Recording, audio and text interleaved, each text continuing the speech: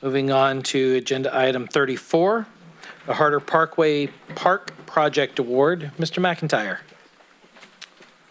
Good evening, Mayor and members of the council, and Merry Christmas. While Sarah is pulling this up, when Diana was just giving her presentation, Mrs. Langley, the Park and Rec Commission is looking at Morley Park and for uses to happen after that project is complete. Thank you. And then, and there's been a variety of discussions from different commissioners, actually, and different interested citizens. I think one of the things we'll do is that we're going to survey the area of citizens that live, residents that live in that area, and kind of throw out a couple of options. You know, certainly there is a pocket park that's certainly smaller. There's been discussions of a dog park, which is probably a good location for that, since there's only one in Yuba City. But so we're just going to kind of look at different options and certainly bring them before council for a decision at some point. So moving forward, and why I'm here this evening, is that this is another project that has been developing a long time. As council is fully aware, you know, you adopted 5 priorities at the beginning of the year, and this item certainly falls under the quality of life. And that project is the request to develop a new park on Harder Parkway. I'm going to read this once because I think I have to, and I know that sitting over there, you can't see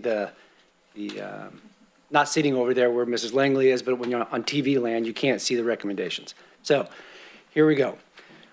Staff is requesting to adopt a resolution which makes the following actions. Award a construction contract to Marina Landscape and Corp of Orange, California, in the amount of their total bid of $2,507,985.49, and authorize the city manager to execute the contract on behalf of the city, subject to review and approval as to legal form by our city attorney. Second, to award a construction contract to America Ramp Company, Inc., in the amount of $227,401.57 through Sourcewell contract number 112420-ARC, with the finding that is in the best interest of the city, and authorize the city manager to execute an agreement for the bike park. Also, award a contract for construction and inspection services to Coastland Civil Engineering, Inc. of Auburn, California, in the amount of $141,850, and authorize the city manager to execute the contract on behalf of the city, subject to review and approval as to form by the city attorney.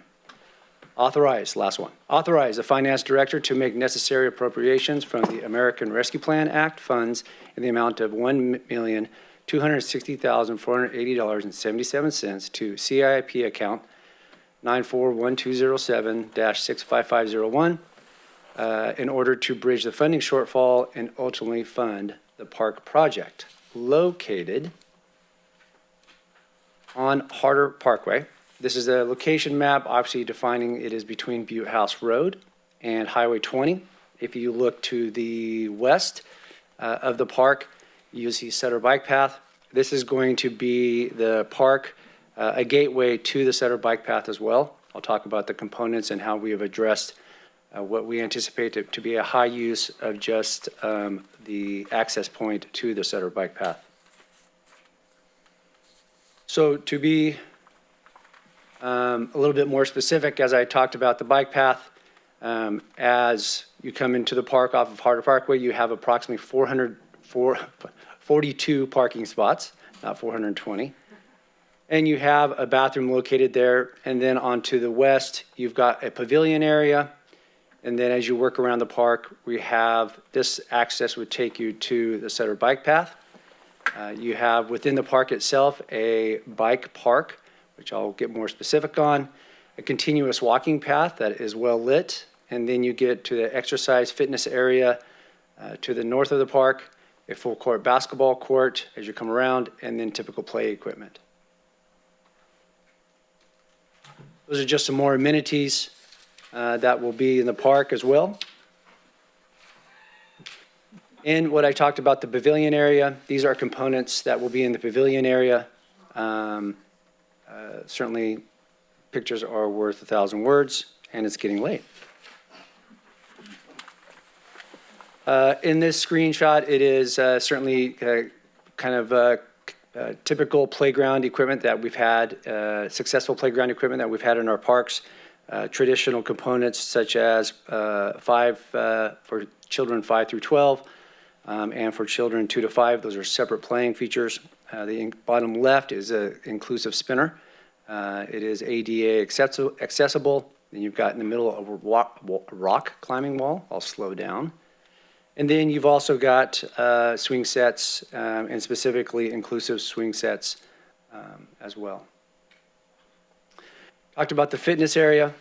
The fitness area certainly includes a variety of components that many individuals can utilize. Again, words say 1,000 things, but the Councilman Boomgarner was talking about, he was looking forward to doing the bamboo challenge, which is on the right there. And so we're looking forward to that. Also, other park components include the continuous walking path, disc golf. It's just a couple of holes. It's just to give individuals an idea of what disc golf is about.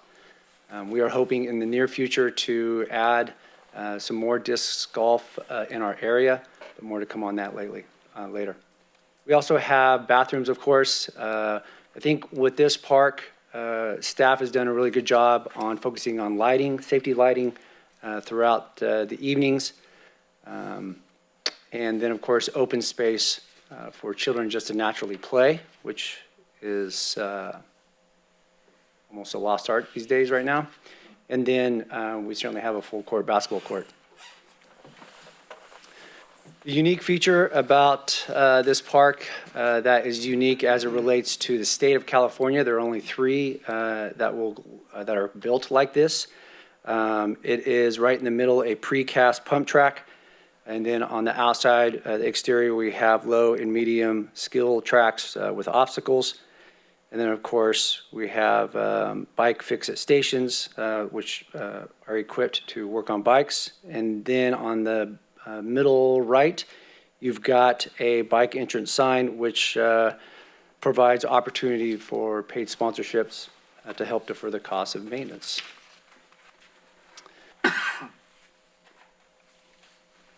So the project went out to bid. 6 vendors submitted bids, and Marina Landscape was the lowest bid of right around $2.5 million. Estimated cost, as you can see, is just a little over $3.2 million, which has these components in it. And then the project is to be funded through our CIP account. Staff recommends a $1,264,000 to be funded in shortfall to bridge and utilize the American Rescue Plan Act. Once completed, the city will be reimbursed for $800,000 from a grant that we received through the Land Water Conservation Fund. And any remaining ARPA funds would be transferred back to the city's ARPA funding account. I've already read this once. These are the recommendations before you, and I would gladly take any questions. Thank you, Mr. McIntyre. Any questions from the council? Councilman Through the Boomgarner. mayor, I just have a quick comment. I know I just want to applaud staff's efforts in going out and securing additional funding for things from community groups. I know that there's a group that's going to lose its funding if they don't get it allocated to this park. So I think that's an option for us to continue to put good stuff in there. So I appreciate the efforts on staff seeking alternative funding methods. Thank you. Any more comments from this council? Yes, if I may. Brad, could you go back to the map real quick? The overview? The overview? Yeah. And I just wanted to circle back with Heather on something, because Heather, you came up to me and asked about the linkage between the bike path and the park. Does that answer your question on the map there? Huh? Did you see where the bike path will go through that?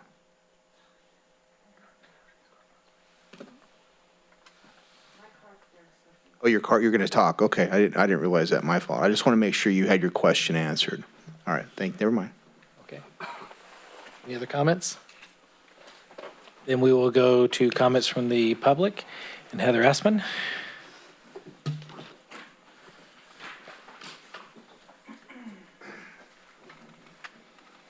Well, again, this is the real reason why I'm here, was for this, but, so I actually thought I probably should have contacted, Mr. McIntyre, because I did have some additional questions, but there was a couple things that I wanted to make sure that we get that on the record. And one of the things that I had asked Councilman Harris was that map that you had, if you look at it, you don't see the connector between, so you can stop, at this one, you can see that the current bike path stops at Hooper, and between Hooper and the new park,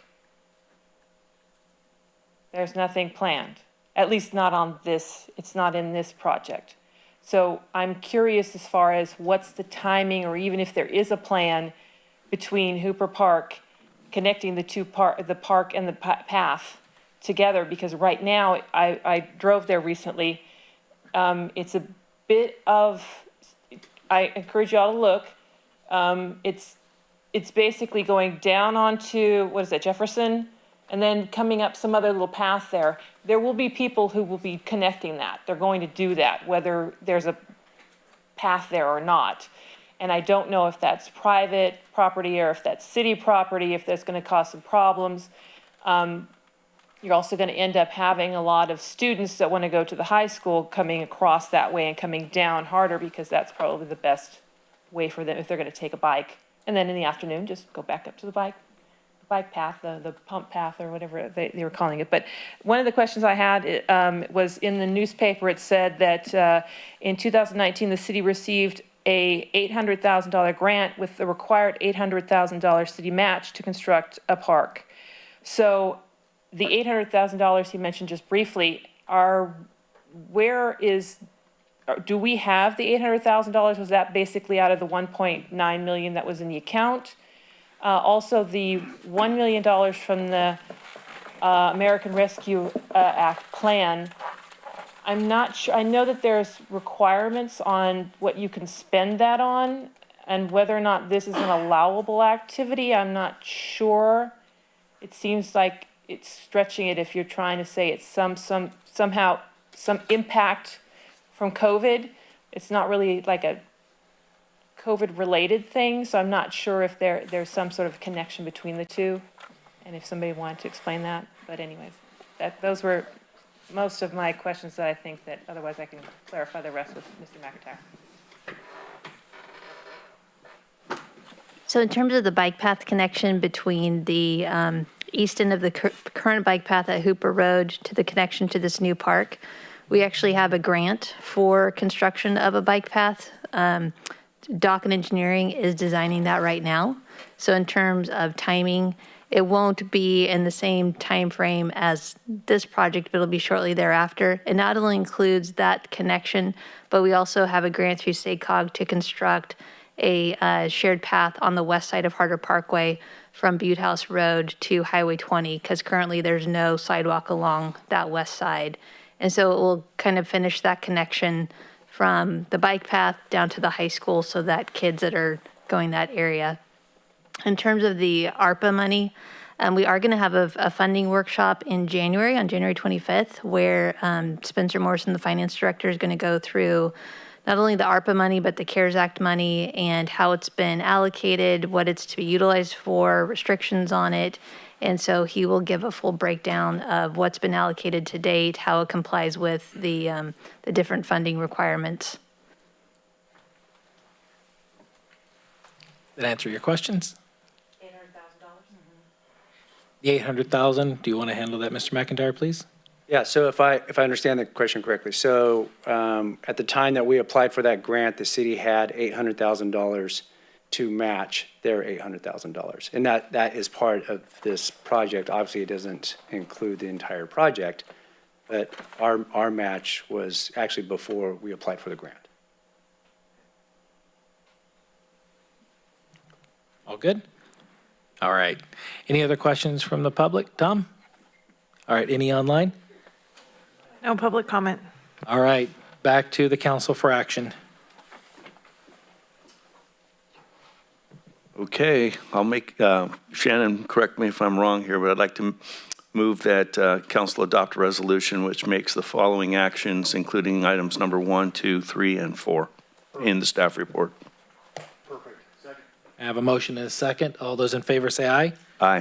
All those opposed say nay. Ayes have it, motion carries. So council members, I'd just like to chime in at this time and thank you very much for your support. And I also want to thank Public Works and really specifically a gentleman by the name of Josh Wolf, who has just spent huge amount of time. And I'm a little picky sometimes and a little needy, and he has certainly done a great job. And so I just want to make sure council understands that a gentleman by the name of Josh Wolf has just done an outstanding job for us. So thank you. Thank you.